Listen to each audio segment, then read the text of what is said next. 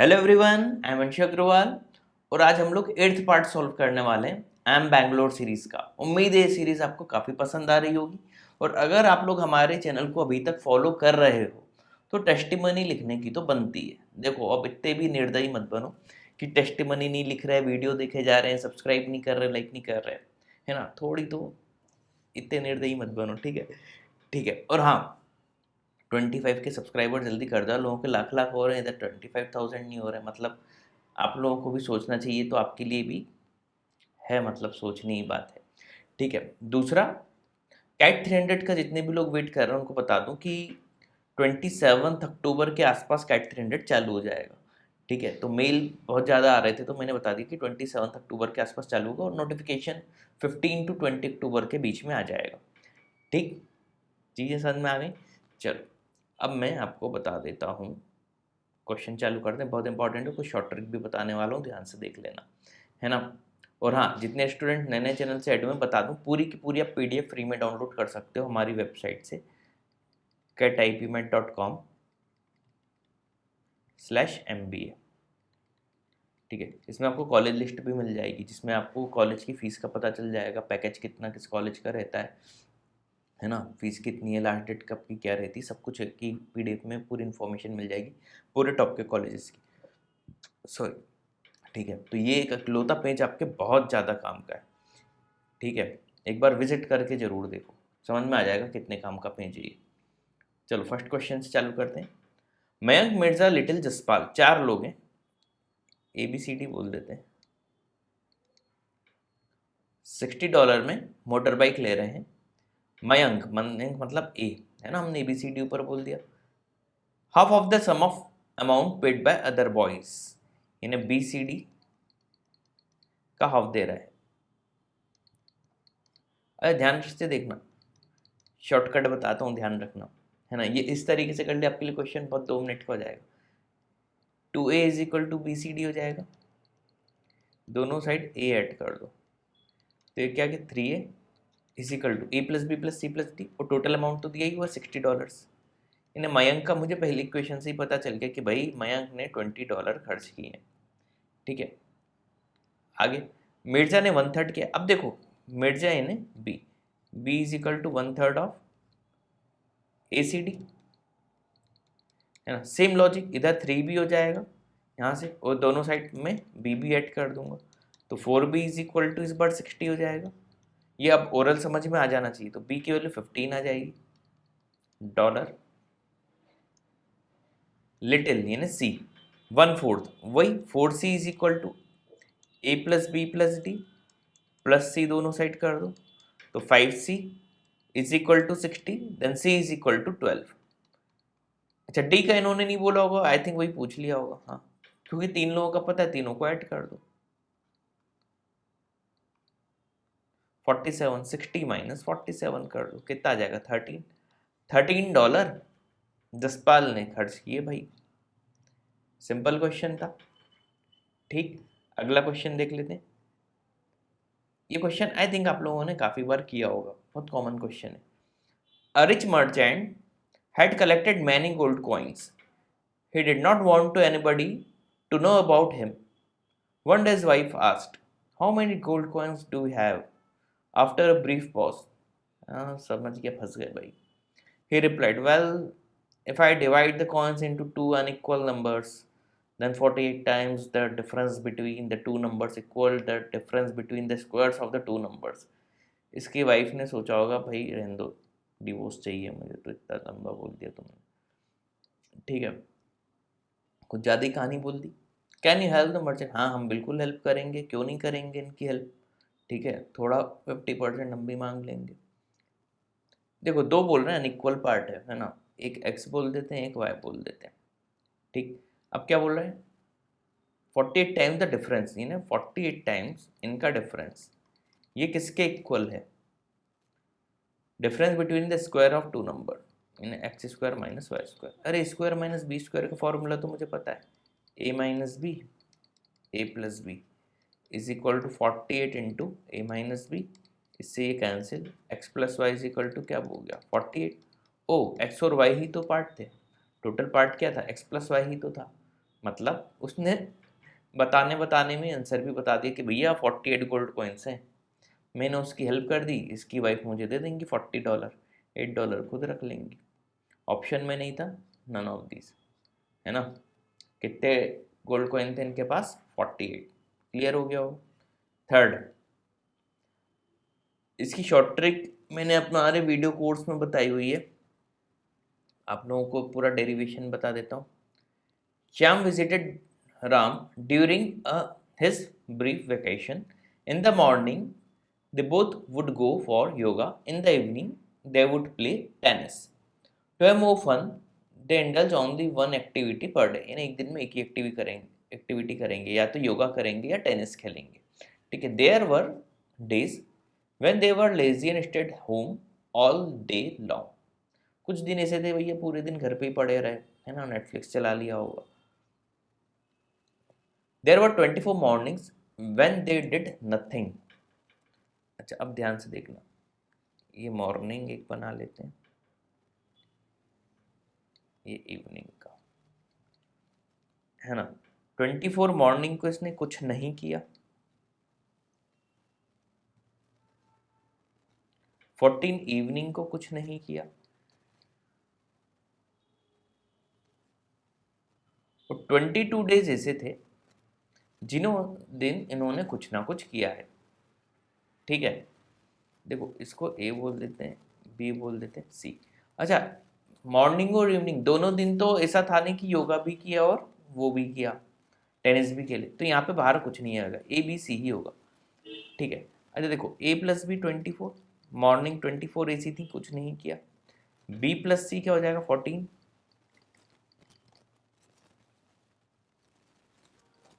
है ना। 14 इवनिंग ऐसी थी, कुछ नहीं किया। अच्छा, बी क्या है? जिस दिन मॉर्निंग में भी कुछ नहीं किया और इवनिंग में भी कुछ नहीं किया, बी क्या है? जिस दिन मॉर्निंग में भी कुछ नहीं किया, इवनिंग में भी कुछ नहीं किया। और ये क्या लिखा है? 22 डेज ऐसे थे जिसमें कुछ ना कुछ किया, यानी वो ए और सी की वैल्यू हो जाएगी 22।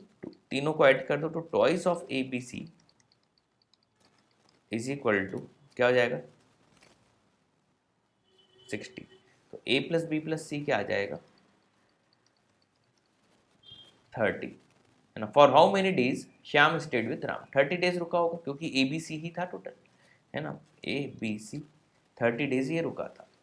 सिंपल था, सेट थ्योरी का कंसेप्ट था, अगर आपको समझ में आया हो तो क्वेश्चन पढ़ने के पहले। फोर्थ, सिंपल क्वेश्चन है, ये 3 डॉट्स बना लेना।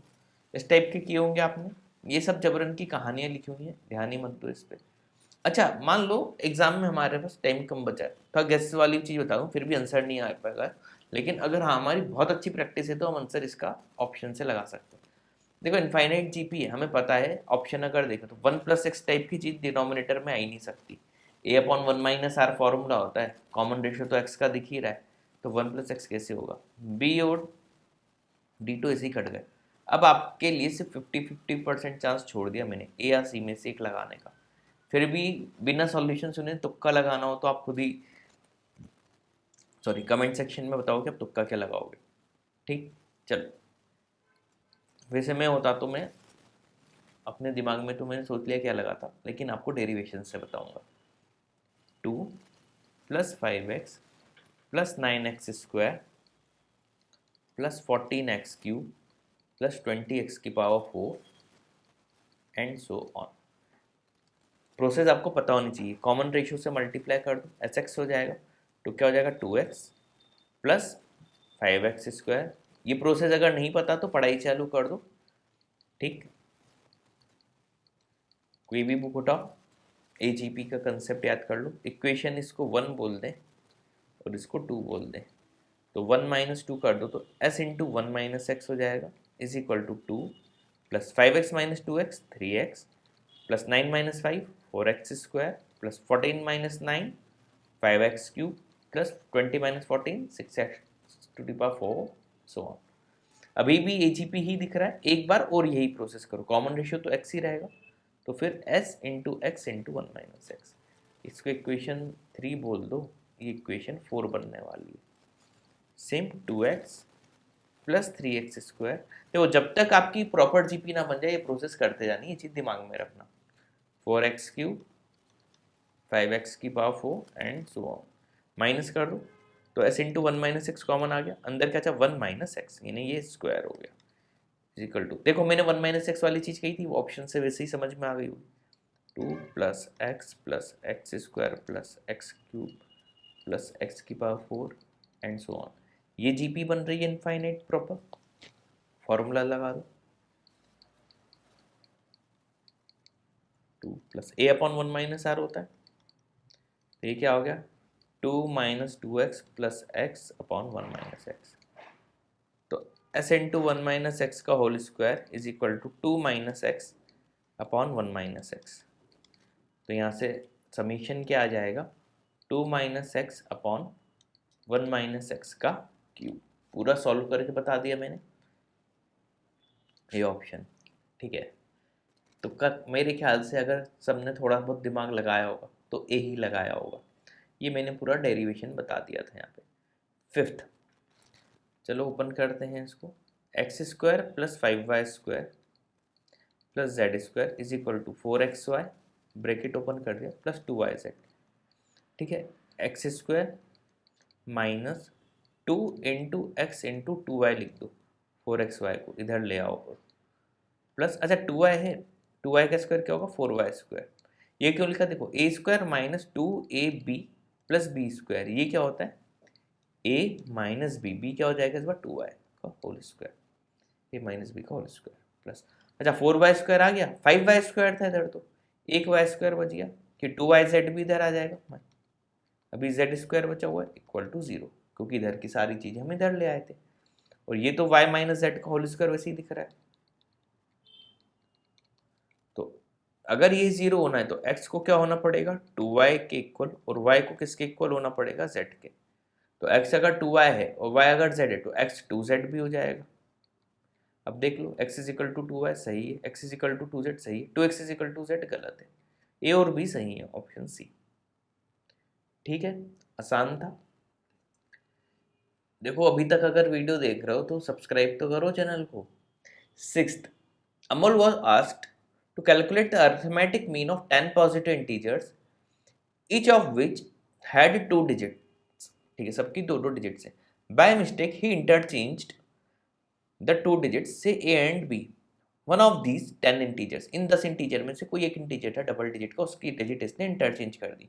As a result his answer for the arithmetic mean was 1.8 more than what it should have been, then b minus equal. इसमें ही बताऊं, अगर आपका टाइम कम हो तुक्के में आप बता सकते हो कि आंसर क्या होगा, कमेंट में आंसर बताना। ठीक है, अभी मैं कंसेप्चुअल सॉल्व करने के पहले आपको आंसर बता देता हूँ, पहले आप कमेंट में बता देना आंसर। ठीक है, अब सुनो, देखो 1.8 दिख रहा है ना, और 10 भी दिख रहा है, मतलब कुछ मल्टीप्लाई हो रहा होगा, 1.18 समझ लो, है ना। अब तक तो हमें समझ में आ गया, अगर हमने नंबर सिस्टम ढंग से पढ़ा हुआ है तो डिजिट्स का इंटरचेंज में माइनस माइनस होगा तो 9 का फैक्टर तो आना ही आना है, और 18/9 करूंगा 2 ही आंसर होगा, और कुछ हो ही नहीं सकता आंसर भी। चलो अब इसको लॉजिकल पूरा सॉल्व कराता हूँ। देखो 10 में से एक ही डिजिट चेंज हुई थी, तो 9 डिजिट्स का समीशन तो मैं S9 बोल देता हूँ, और 10 डिजिट में ए बी मान लेता हूँ। ठीक, एवरेज के लिए अपॉन 10 कर दूंगा। रिवर्स में क्या हो गया 9 का तो वही रहेगा, प्लस इसने ए बी की जगह बी ए लिख दिया होगा, एवरेज अपॉन 10। ठीक है, अब ये लोग क्या बोल रहे हैं, एज ए रिजल्ट 1.8 ज़्यादा आ गया, मतलब अगर मैं जो रिजल्ट आना चाहिए था तो मैं 1.8 ऐड कर दूं तो इसका ये रिजल्ट आया होगा। तो सॉल्व करते हैं, S9/10 से S9/10 कैंसिल हो गया, ए बी को लिख दो 10a plus b by 10 plus 1.8 is equal to b a क्या हो जाएगा 10b प्लस ए बाय 10।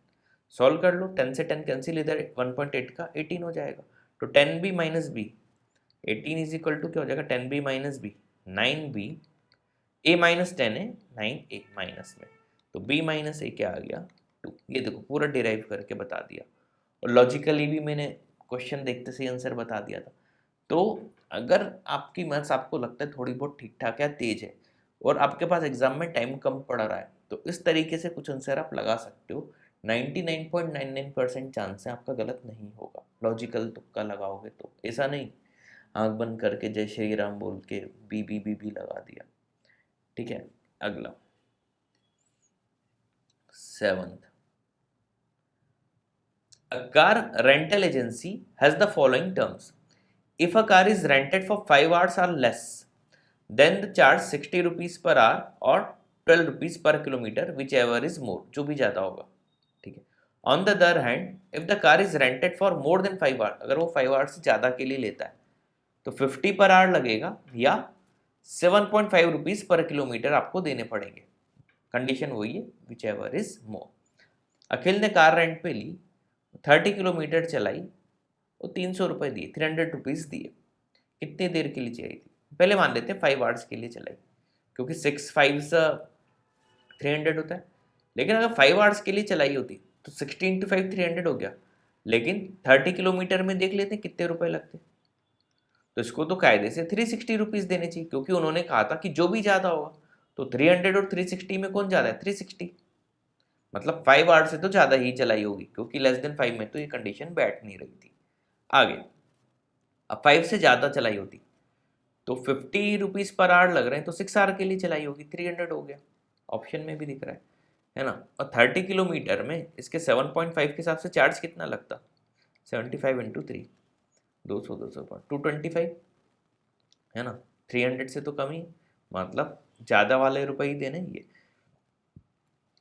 6 आवर्स के लिए कार चलाई हो, था ना अच्छा लॉजिकल क्वेश्चन। ठीक है, तो उम्मीद है वीडियो आपको अच्छे से समझ में आ गया होगा। वीडियो पसंद आया हो तो चैनल को लाइक सब्सक्राइब जरूर कर देना भाई। ठीक, thanks for watching this video.